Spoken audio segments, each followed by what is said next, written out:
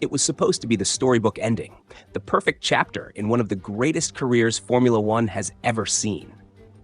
Lewis Hamilton in Ferrari Red, the ultimate combination of legacy and legend. The seven-time world champion leaving Mercedes, the team where he built 6 of those titles, to chase his final dream with the most iconic name in motorsport. It felt like destiny.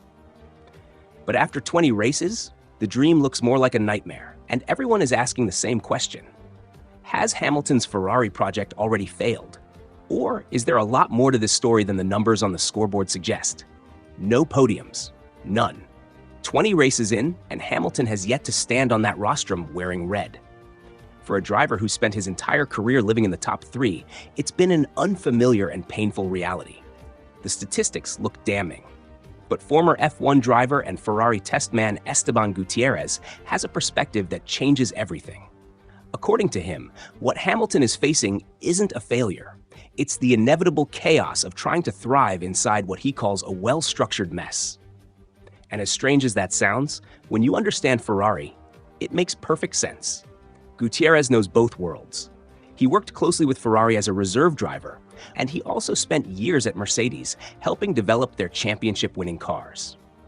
Few people understand the cultural gap between those two organizations better than he does.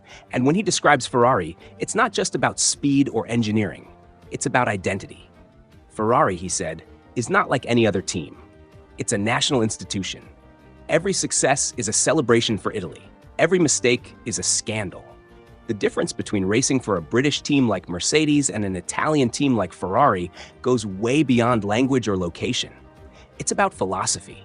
Decision-making, structure, communication, everything is built differently. Mercedes is disciplined, methodical, and predictable. Ferrari is emotional, passionate, and sometimes chaotic.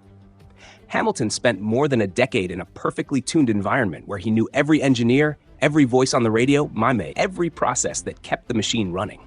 At Ferrari, he had to start again from zero, and that's a shock even for a driver of his caliber. So, is Hamilton really underperforming? Or is he simply trying to survive in a system that takes years to master? Gutierrez argues that winning with Ferrari is one of the hardest challenges in Formula One. History backs him up. The list of world champions who've joined Ferrari after finding success elsewhere and failed to repeat it is long. Alonso, Vettel, even Prost and Mansell all tried and fell short. The reason isn't lack of talent. It's because Ferrari operates by its own rules. Think about Hamilton's learning curve this year. A completely new car philosophy, new engineers, new ways of setting up the chassis, and a car, the SF25, that couldn't be more different from what he drove at Mercedes. Add to that the immense public pressure of driving for Ferrari, where the entire nation treats every race like a referendum on pride. It's not just about lap times, it's about expectation, politics, and perception. Every radio message becomes a headline in Italy.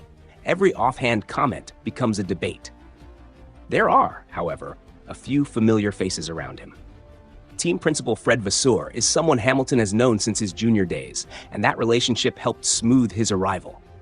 Ferrari also recruited Loic Serra from Mercedes as chassis technical director, another piece of familiarity meant to make the transition easier. But even with those connections, adapting to the Ferrari way has proven more complex than anyone imagined. So should Hamilton have brought more of his old Mercedes engineers with him to rebuild a comfort zone? Gutierrez doesn't think so. Not necessarily, he said.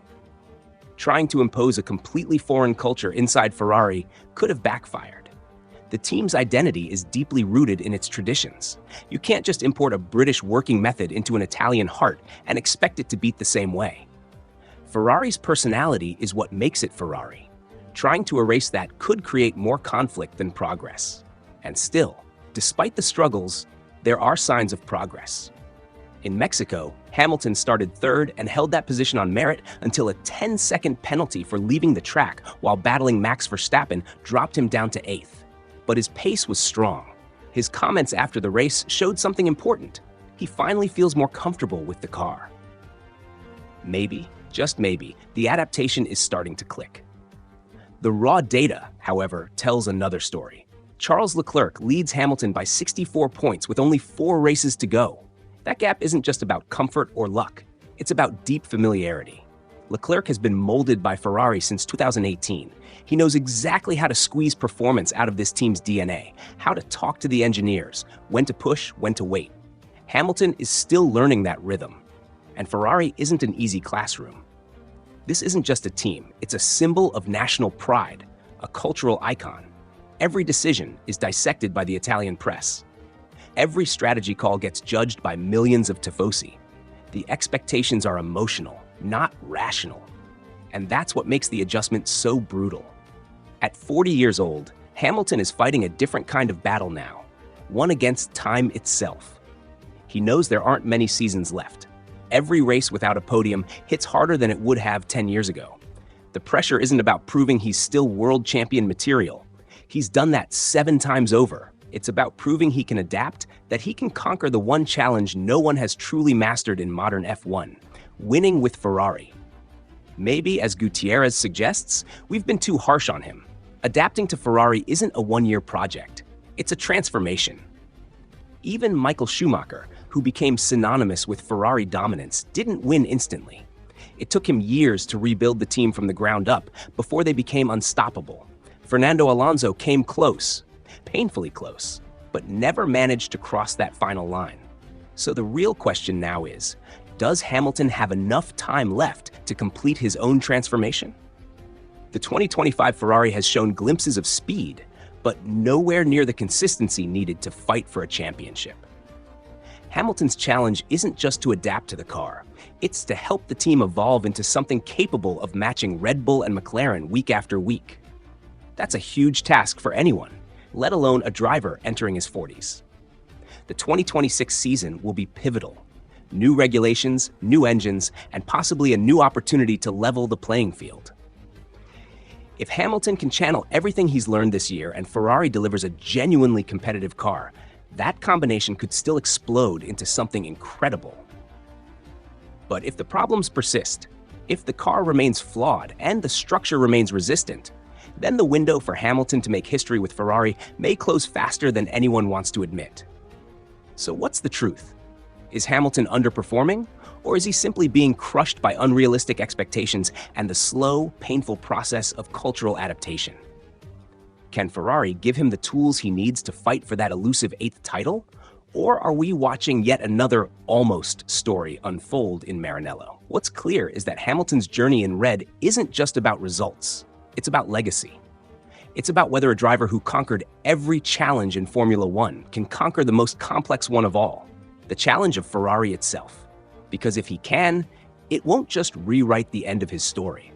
It'll rewrite Ferrari's too. And if he can't, well, it'll be another reminder that even the greatest can struggle when passion and perfection collide. Whatever happens next, one thing's certain, nobody will look away. Not the fans, not the critics, and definitely not the world that once believed this was a fairy tale written in red.